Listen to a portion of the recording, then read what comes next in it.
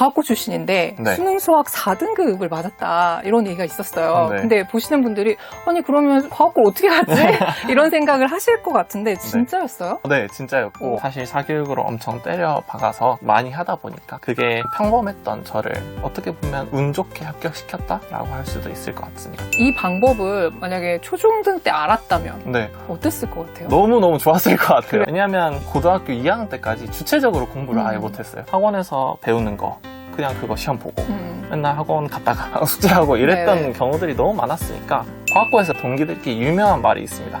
방향성 곱하기 노력은 결과에 방향성이 안 좋으면 노력을 아무리 해도 결과가 안 나오고 방향성이 좋더라도 노력이 부족하면 결과는 절대 나오지 않아요.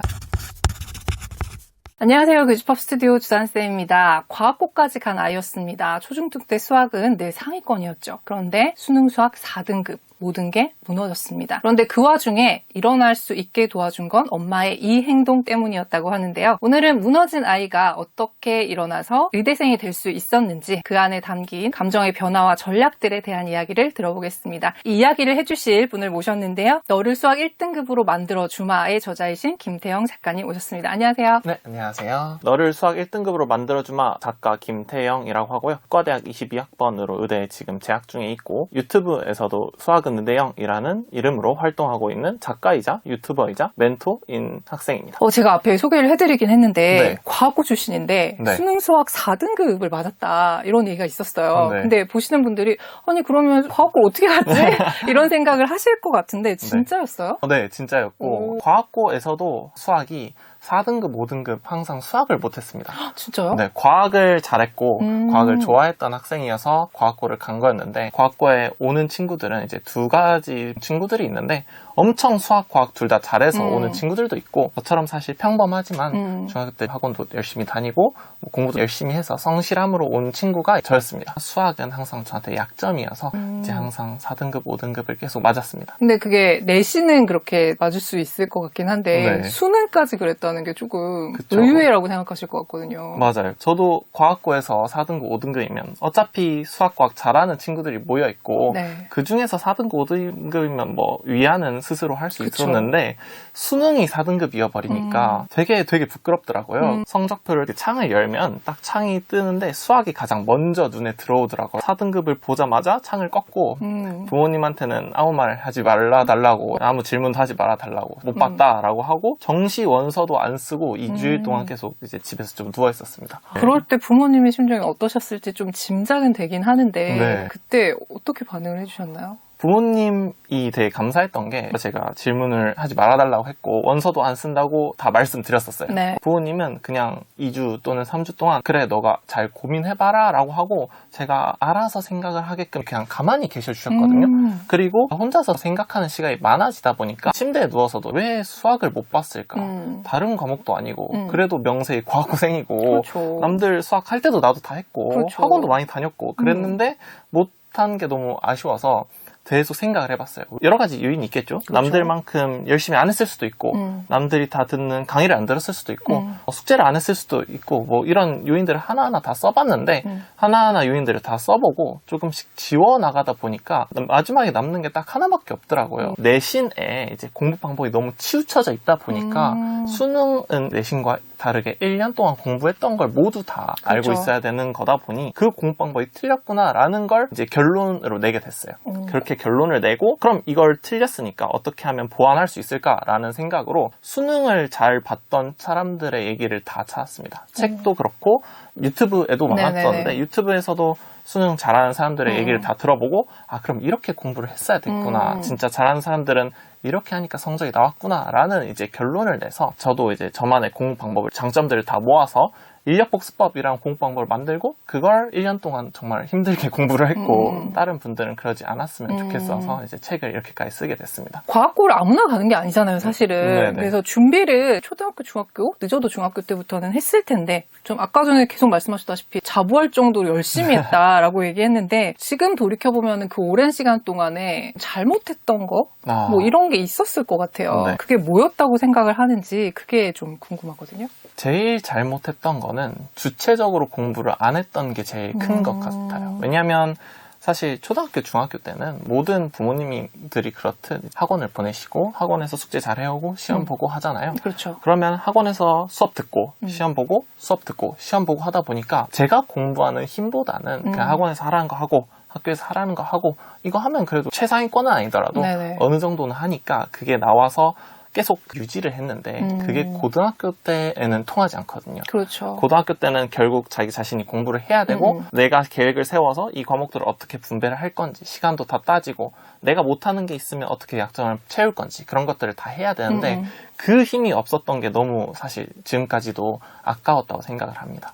그러면 학원빨로 과학고를 갔다라고 봐도 될까요? 그렇죠. 공부를 엄청 잘하는 것도 아니고 엄청 못하는 것도 아니었는데 사실 사교육으로 엄청 때려 박아서 많이 하다 보니까 그게 평범했던 저를 운 좋게 합격시켰다라고 할 수도 있을 것 같습니다. 그러면 그 시기에 부모님은 공부에 어느 정도로 관여를 하셨는지가 좀 궁금하거든요. 이게 도움이 된 부분도 있고 부모님이 관여를 하셔서 도움이 안 된 부분들도 있는데 도움이 된 부분들은 부모님이 저를 믿어주셨던 게 많이 도움이 됐어요. 부모님이 평소에는 전혀 관여를 하지 않으시고 제가 이제 공부를 안 하고 있어도 네. 그냥 시험만 보고 나서 성적으로 얘기를 많이 하셨거든요. 도움이 된 부분은 부모님께서 직접 공부를 어떻게 해야 되는지 공법 책도 정말 많이 읽으시고 그 공법 책을 사서 제 방 책장에 항상 넣어놓으셨어요. 근데 그걸 봤어요? 아니요, 안 봤죠. 그쵸? 그걸 중학교 때는 안 봐요. 네, 보통은 학부모님들이 그런 정보들을 얻으시면 네.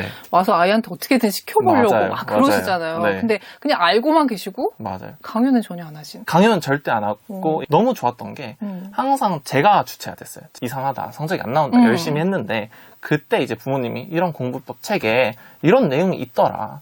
이렇게 너도 한번 읽어봐라 라고 자연스럽게 이렇게 제안해 주신 게 너무 도움이 많이 됐습니다. 부모님이 공법 책을 읽으셨어요. 네. 제 앞에서 항상 읽고 계셨어요. 아, 진짜요? 쇼파에서 부모님 두 분 다 책을 그게 부담스럽지 않았어요? 전혀 부담스럽지 않은 게 원래 그러신 분들이고 이제 저한테 강요를 안 하시니까 물론 이제 지금 생각하면 어머니 아버지 설계였을 것 같긴 한데 그때는 전혀 강요라고 느끼지 못했고 되게 도움이 많이 됐던 것 같습니다. 사교육을 많이 하긴 했지만 확실히 중학교 때까지는 그게 통해도 고등학교 때는 사교육만으로는 확실히 부족하다는 걸 저도 직접 수험 생활을 하고 느끼면서 네. 그럴 때 도움이 됐던 게 부모님의 공법 책이었던 것 같습니다. 공부를 처음부터 꾸준히 잘하는 사람들은 잘 모르는 감정이지만 그래도 공부를 동네에서 좀 한다 이런 얘기를 듣다가 네. 잘하는 집단에 들어갔을 때 나보다 잘난 애들이 이렇게 많아? 라고 했을 때 느끼는 무력감이 굉장히 크거든요. 맞아요. 유독 좀 좌절감이 컸다라고 생각했던 순간이 있었을 것 같거든요. 네. 고등학교 1학년 때는 이제 입학하고 첫 시험이니까 그렇다 치고 1학년 2학기 때는 그거보다 좀 못 봤어요. 그리고 고등학교 2학년 1학기가 저한테는 제일 힘들었는데 그 이유가 뭐냐면 아예 140명 중에 70등보다 낮았거든요. 그러니까 네. 상위 60%도 안 되는 거잖아요. 반절도 안 되는 등수를 찍고 그때 가장 최저의 점수를 받기도 했고 고등학교 2학년 1학기에는 졸업을 할 친구들과 아닌 친구들이 나눠지기 시작해요. 그렇죠. 근데 저랑 같이 축구도 하고 밥도 먹고 놀기도 하고 공부도 하고 했던 친구들이 누군가는 서울대를 쓸 수 있게 되고 누군가는 서울대가 안정적으로 합격이고 근데 저는 성적이 안 되니까 서울대를 쓸 자격이 아예 안 주어지거든요. 그걸 보면서 좀 힘들었던 것 같습니다. 그 시기에 부모님의 반응은 어떠셨어요? 부모님한테는 말씀을 안 드렸어요. 생각을 해보니까 어차피 저 친구들도 나랑 똑같은 사람이고 나도 성적 좀만 잘 받으면 당연히 서울대 갈 수 있고 뭐 의대 갈 수 있고 그러겠구나라는 판단이 좀 더 앞섰어가지고 부모님한테 말씀드릴 때는 부러움보다는 어떻게 하면 공부를 더 잘할 수 있을까에 대한 질문을 항상 많이 했던 것 같아요. 아버지가 대치동에서 운전해서 저를 항상 데려다 주셨는데 그러면서 아빠한테 되게 많이 물어봤습니다. 아버지가 공부를 잘하는 것도 아니고 의사도 아니시지만 항상 물어봤거든요. 어떻게 해야 될까라고 맨날 물어봤고 그때 부모님 대답이 공부법 책 추천도 당연히 해주셨고 항상 저를 믿어주셨어요. 너 하고 싶은 거 있으면 만약에 과외가 필요하거나 특별한 수업이 필요하면 언제든지 말해라. 엄마 아빠가 최대한 해줄 테니까 그렇게 믿어주시면서 실제로 그렇게 해주셨고 고등학교 2학년 2학기 때부터 좀 이제 정신을 차리고 내신에 대해서 공부법을 만들기 시작하면서 훨씬 빠르게 성적이 올랐던 것 같습니다. 좀 더 어린 시절로 기억을 되돌려 볼게요. 초등학교 때부터 과거를 생각하고 준비를 했던 건가요? 아니요. 초등학교 때는 과거를 전혀 준비하지 않았었고 오히려 초등학교 때는 제가 영어랑 이런 걸 또 좋아했어가지고 오히려 외고나 문과를 생각을 하고 계셨는데 어쩌다 보니까 제가 과학을 되게 좋아했어요. 과학 실험하는 것도 네. 좋아. 과학을 잘하면 뭘 해야 될까라고 저한테 많이 물어보셨는데 제가 중학교 때 영재고 과학고를 가보고 싶다고 한 뒤로부터 그쪽 준비를 하게 되고 사교육을 받고 했던 것 같습니다. 그러면 초등학교 때는 그냥 평범하게 네. 사교육을 그냥 남들 받는 정도로? 정말. 심지어 저는 초등학교 때는 사교육을 많이 안 받았어요. 아, 진짜요? 네, 초등학교 때는 축구를 하도 많이 해가지고 항상 학원은 잘 안 가고 축구하고 있었고 부모님이 되게 책을 강조를 많이 하셨던 것 같아요. 주변에 학군지니까 네. 강제로 학원을 다니는 친구들이 되게 많았어요. 그렇죠. 초등학교 때 하도 열심히 하다 보니까 고등학교 때 공부를 안 한 친구가 되게 많아졌어요. 초등학교 친구들끼리 지금도 연락하고 지내는 친구들이 많은데 네. 지금 와서 의대를 간 친구나 서울대를 간 친구나 뭐 카이스트를 간 친구나 이렇게 많지 않은 이유가 그거라고 생각하거든요. 자기가 공부를 해야겠다고 느낄 때까지 그때 느끼는 게 되게 중요하고 그때 얼마나 열심히 할 수 있느냐가 되게 중요한 것 같습니다. 항상 부모님을 믿을 수 있었어가지고 부모님께 문제가 생기면 이거 좀 애매하다, 좀 도와달라 하면 부모님이 되게 현실적으로 답변을 해주신 적도 많고 책이 아니더라도 그런 것들에서 항상 답변을 많이 주셨던 것 같습니다. 그러니까 두 분이 엄청나게 노력하셔서 그냥 준 전문가가 되신 거네요. 공부로는 학원 선생님 말을 믿는다라고 했지만 기본적으로 유대 관계가 너무너무 컸어요. 그러니까 뭔가 문제가 있으면 엄마 아빠한테 말하면 해결 방안이 한 개 정도는 제시가 된다. 그리고 그 제시한 걸 내가 따르면 결론적으로 나한테 도움이 된다라는 이게 되게 컸던 것 같아요. 그럼 좌절스러웠던 순간 부모님의 이 행동 때문에 내가 좀 털고 일어날 수 있었다라고 네. 꼽을 수 있는 게 뭘까요? 믿어주신 것 같아요. 왜냐면 재수를 실패하고 정말 힘들었는데 제가 사실 재수를 너무 심하게 실패했잖아요. 수학이 4등급이면 그때 이제 부모님께서도 삼수를 제가 해야겠다고 했을 때 하지 말라고 하셨어요. 맨 처음에는. 왜냐하면 결과가 안 좋으면 또 1년 날리는 거고 이렇게 다르게 공부를 할 거다라고 부모님한테 말씀을 드렸던 적이 있거든요. 네. 그리고 부모님이 딱 1시간 뒤에 그래 해봐라. 그렇게 믿어주신 게 되게 큰 것 같습니다. 그럼 이 영상 보신 분들이 되게 궁금하실 것 같아요. 도대체 어떻게 했길래 그 1년 만에 저렇게 역전을 했을까? 그 얘기를 지금부터 좀 여쭤보려고 하는데요. 주된 공부 전략은 뭐였어요? 제가 공부한 방법을 한 문장으로 정리하면 완전히 내 것으로 만드는 복습 루틴인데요. 공부 3단계를 만들어 봤는데 공부 첫 번째 단계는 일단 아는 거랑 모르는 걸 구별을 하는 게 1단계고 네. 두 번째는 이 모르는 게 있으면 이걸 아는 걸로 만드는 게 2단계고 세 번째는 이 아는 걸 내 걸로 만드는 게 이제 최종적인 공부라고 생각을 하거든요. 그러면 이걸 했을 때 1단계랑 2단계는 사실 학원이나 과외나 혼자서 하지 않아도 해결이 가능한 단계들이에요. 그래서 학원을 다니면서 모르는 거를 아는 걸로 바꿔줄 수도 있고 남이 네. 또는 과외 선생님이 바꿔줄 수도 있고 하지만 1단계, 2단계, 3단계를 모두 다 거쳐야만 내 지식이 된다고 저는 생각을 하거든요. 그리고 마지막 3단계, 즉 아는 걸 내 걸로 만드는 단계는 오직 저만 할 수 있더라고요. 못하는 친구들을 보면 항상 이거 문제 봤던 건데 어디서 많이 봤던 건데 하잖아요. 맞아요. 그게 1단계, 2단계는 다 됐어요. 아는 건데 내 걸로 못 만드니까 계속 시험지에서는 봤는데 왜 기억이 안 나지? 하고 생각이 들면 사실 틀릴 가능성이 매우 높잖아요. 네. 그게 아직 완전히 제게 되지 않아서 그런 것 같습니다. 이 3단계를 내 걸로 만드는 과정이 저는 저만의 복습 방법으로 되게 체계적으로 복습을 했고 실제로 수업을 들을 때도 수업을 바로 듣고 나서 백지를 펴놓고 복습을 하는 백지 복습법도 있고 시험이 30일 또는 2달 정도 남았을 때 어떻게 오늘 배운 거를 시험 당일날까지 끌고 갈 수 있을지 체계적으로 복습 루틴을 만들어 놨고 그 복습 루틴이 이 책에 나와 있는 인력 복습법이라고 하는 거거든요. 그 복습법을 제가 가지게 돼서 좋은 성적을 낼 수 있었던 것 같습니다. 인력 복습법 좀 궁금한데 간단하게 소개 좀 해줄 수 있나요? 네. 수일만이라고 불리는 제 책에 이제 인력 복습법이라고 나와 있는데 그게 뭐냐면 오늘 배운 거를 30일 동안 10번 본다는 체계적인 복습 방법이에요. 어떻게 보냐면 오늘 배운 게 있으면 이번 주에 4번을 보고 다음 주에 또 2번을 보고 세 번째 주에 2번을 보고 마지막 주에 2번을 봐서 10번을 총 보거든요. 그러면 저도 사실 되게 평범한 사람이라서 남들보다 오래 기억을 하려면 많이 봐야 된다는 걸 늦게 알았어요. 그리고 똑똑한 사람도 결국에 다들 까먹거든요. 그쵸. 그러면 내가 이길 수 있는 방법은 수능 날까지 또는 시험 날까지 어떻게 하면 안 까먹을까라는 생각을 되게 많이 해서 복습을 되게 체계적으로 하는 건데 오늘 배운 거는 바로 오늘 복습을 하고 그러면 모르는 것들을 어떻게 복습을 할 건지 그런 게 저만의 방법으로 만들어냈던 것 같습니다. 그럼 그냥 일반적인 노트에다가 했던 거예요? 아니면 인력같이 그런 보기 쉬운 곳에 계속 비치하는 형태로 공부를 했던 거예요? 이게 인력복습법 노트인데 정말 아무런 노트 상관없거든요. 정말 수학 선생님 입장인 제가 봐도 네. 진짜 열심히 했구나라는 생각이 들 정도인데 이거를 한 달 내내 봤다는 거네요. 매일매일 썼고 1년 내내 봤어요. 음. 그러니까 어떻게 본 거냐면 한 10번 보면 네.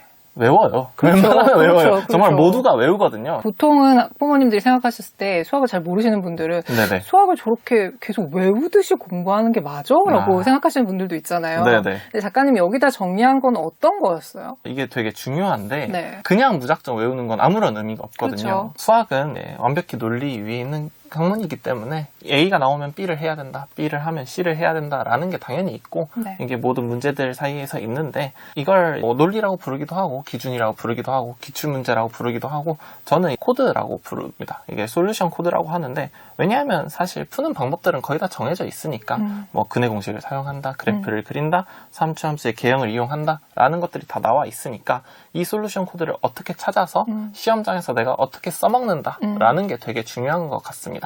그리고 이게 이 솔루션 코드를 찾는 것 그리고 복습을 해서 시험장까지 끌고 가는 거 모두 다 인력 복습법에 제가 책으로 써게 되었습니다. 그러면 이 방법을 만약에 초중등 때 알았다면 네. 어땠을 것 같아요? 너무너무 좋았을 것 같아요. 그래요? 사실 고등학교 2학년 때까지 주체적으로 공부를 아예 못했어요. 학원에서 배우는 거 그냥 그거 시험 보고 맨날 학원 갔다가 숙제하고 이랬던 네네. 경우들이 너무 많았으니까 초등학교, 중학교 때 이렇게 주체적으로 공부를 할 수 있었다면 삼수도 안 하고 재수도 안 하고 편하게 의대를 가지 않았을까라는 생각을 항상 합니다. 안 그래도 부모님이 이 책을 보시고 되게 뿌듯해 하시기도 하고 그러는데 너가 초등학교 때 이렇게 공부를 했으면 훨씬 잘하지 않았을까라고 항상 얘기를 해주십니다. 그러면 이제 아쉬운 마음을 담아서 이 영상을 보고 계신 초등만 그리고 중등만 그리고 학생들도 보고 있을 수 있거든요. 네. 각각에게 어떤 조언을 해주고 싶으신지 좀 궁금하네요. 일단 부모님들에게는 초등학교, 중학교 때는 유대관계가 훨씬 더 중요하다고 말씀드리고 싶어요. 초등학교 중학생들이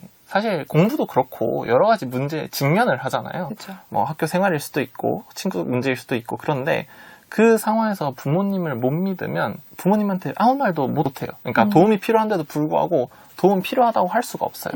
예를 들어서 부모님이 맨날 시험 못 봤다고 뭘 하고 왜 공부 안 하냐고 놀고 있냐고 뭘 하면 되게 부담스럽거든요. 중학교 중학생들 입장에서. 지금 저도 25살이나 먹었지만 부모님이 아 이런 거 해야지 라고 하면 저한테도 부담스러운데 초등학교 중학생들한테는 훨씬 더 부담스러울 거라고 저는 생각을 해서 그것보다 어차피 공부는 자기 자신이 하는 거기 때문에 나중에 공부를 해야겠다고 생각이 들었을 때 부모님한테 이거 어떻게 해야 될까라고 질문할 수 있게끔 그 정도의 신뢰관계, 유대관계를 형성하는 게 되게 중요하다고 생각합니다. 그리고 부모님들이 직접 공부를 하시는 것도 되게 중요하다고 생각을 해요. 공부 방법이 좋다고 생각하면 공부법 책을 읽어보시고 저도 공부법 책에 이제 조금 편해질 수 있었던 게 부모님이 항상 읽는 모습을 보여주시는 게 아닌가라는 생각을 항상 하고 학생들한테 해주고 싶은 말은 저처럼 평범한데 평범하지 않은 목표를 가지고 있는 친구들에게 되게 하고 싶은 말이 많은데 어차피 머리가 좋은 친구들은 저보다 공부를 잘하게 돼 있어요. 그러면 어떻게 공부를 해야 내가 쟤보다 성적이 잘 나올까를 고민을 해야 되는데 과학부에서 동기들끼리 유명한 말이 있습니다. 방향성 곱하기 노력은 결과예요. 방향성이 안 좋으면 노력을 아무리 해도 결과가 안 나오고 방향성이 좋더라도 노력이 부족하면 결과는 절대 나오지 않아요. 그래서 만약에 내가 의대를 가고 싶다 또는 서울대를 가고 싶다 라고 목표가 돼 있으면 그 결과가 나오기 위해서는 좋은 방향성도 있어야 되고 정말 열심히 노력도 해야 됩니다. 그 두 가지가 모두 다 있어야 되는 거고 노력은 누가 강제해서 되는 게 아니기 때문에 자기가 직접 해야 되는 거고 방향성은 자기보다 잘하는 사람에게 가서 물어보고 뭐 공부법 책이면 수학이면 수학 또 국어면 국어 잘했던 사람들에게 직접 물어보고 그 사람들을 모방하는 게 첫 번째 단계이지 않을까 싶습니다. 특히나 공부는 누가 도와줄 수 있는 게 아니라 어차피 자기 자신이 해야만 하는 거라면 잘 하는 게 좋고 잘 하기 위해서는 누구보다 열심히 노력해야 되고 누구보다 제대로 해야 됩니다. 학원 선생님이 시켜서 하는 게 아니라 부모님이 시켜서 하는 게 아니라 자기가 아 나는 이걸 해야겠다라고 주체적으로 공부를 해야만 나중에 저처럼 고등학교 올라가서 힘들지 않게 할 수 있고 또는 재수나 삼수라는 되게 힘든 과정을 겪지 않지 않을까라는 생각을 합니다. 오늘 이 영상 학부모님들만 보시지 말고요. 우리 아이들하고 같이 보시면 참 좋은 인사이트들을 얻어가실 수 있을 거라고 생각합니다. 오늘 작가님 얘기를 들으시면서 이 책에 관심 있으신 분들 되게 많이 생기셨을 것 같아요. 작가님의 제목부터 너를 수학 1등급으로 만들어 주마라고 하셨거든요. 이 책과 관련된 이벤트 진행하거든요. 오늘 영상에 대한 소감이나 이 책에 대한 기대 소감 남겨주시면 저희 10분께 선물 보내드리도록 하겠습니다. 오늘 좋은 말씀 감사합니다, 작가님. 네, 감사합니다. 감사합니다.